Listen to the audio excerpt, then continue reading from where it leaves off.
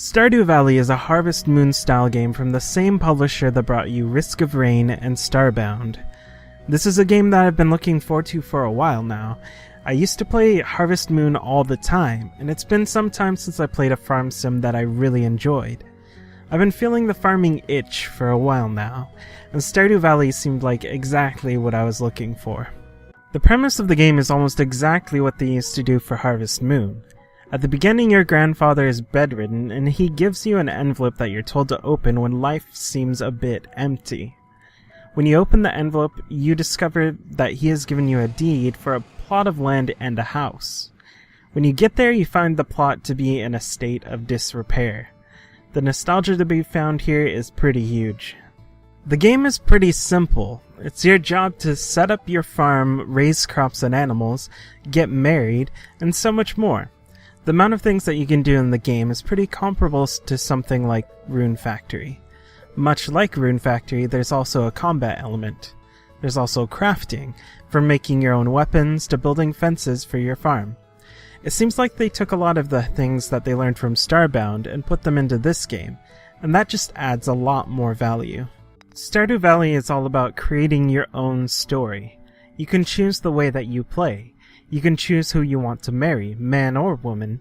You can choose if you want to spend all your time out on a dock fishing, whacking various slimes with your sword, or just watering plants. It's all about letting you play the way you want to play. On top of the more basic interactions of talking to people and giving them presents, there are also special occasions that will pop up. There's a calendar which tells you when people have birthdays or when festivals happen. There are also quests and scripted interactions that happen throughout. The great thing is that you can experience most of what I said in the first few hours of playing the game. There are so many little extra things that you can do, and plenty of secrets to find. The festivals that I've taken part in are a mixture of mini-games and social events.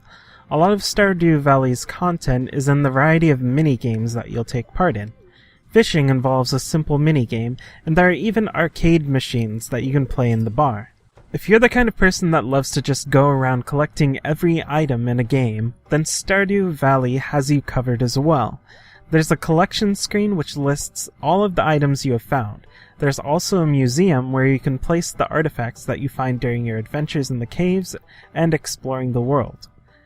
Some of the more fun moments are the random scenes that you can discover when you're walking around and find the trigger for them. Triggers for scenes could be something as simple as walking into town at night. It keeps up the feeling of discovery that you'll find throughout the game and makes you want to keep playing.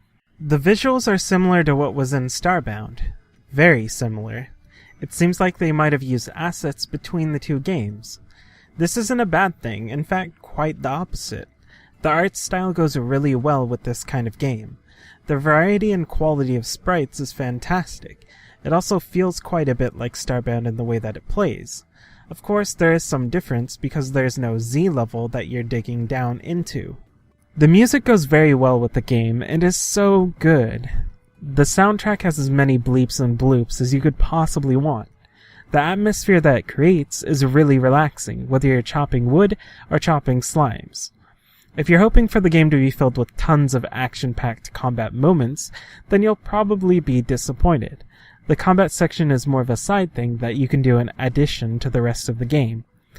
Combat is like a simplified version of the combat in Starbound, and it takes place in caves where you can find various loot and minerals. The caves go down for quite some time. One of the early quests you get is to go down to the 40th level, so there's a good amount to explore, and what you will find is mostly randomly generated. This is the type of game that I think almost anyone could appreciate. There's something here for most different kinds of players. If you're looking for something to chill out and play, this is your game, especially anyone that's a fan of similar titles like Harvest Moon or Rune Factory. Another thing that I have to mention is the price. The game released for $15. You get a very large amount of content for a very low price. It's a great value and a great game. Now I'm gonna get back to wooing 16-bit ladies. This has been my review of Stardew Valley, and I'm Melchiors from Game Clouds. Have a good night, friends.